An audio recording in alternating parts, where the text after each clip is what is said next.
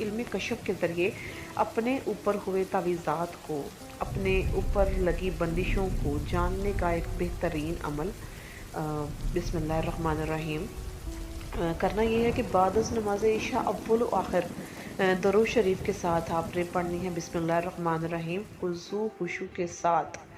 1111 مرتبہ اپنے دل میں مقصد رکھ کر آپ نے اس کو آنکھیں بند کر کے پڑھنا ہے۔ میں پھر سے ریپیٹ کرتی ہوں کہ علم کشف کے ذریعے اپنے اوپر ہوئے تعویذات کو، اپنے اوپر کی گئی بندشوں کو انہوں نے لگائی ہیں، اللہ تبارک و تعالیٰ ان کا بیڑا غرق کرے، لیکن ان کو جاننے کا ایک بہترین ذریعہ بعد از نماز عشاء اول و آخر درود پاک کے ساتھ 1111 مرتبہ پڑھنا ہے آپ نے بسم اللہ الرحمن الرحیم۔ انتہائی یکسویت کے ساتھ آپ نے اللہ کی بارگاہ میں اور اپنے مقصد کو دل میں رکھ کے پڑھنا ہے آنکھیں بند کر کے۔ انشاءاللہ تعالیٰ آپ کو سامنے دکھ جائے گا اور پہلی بار کے عمل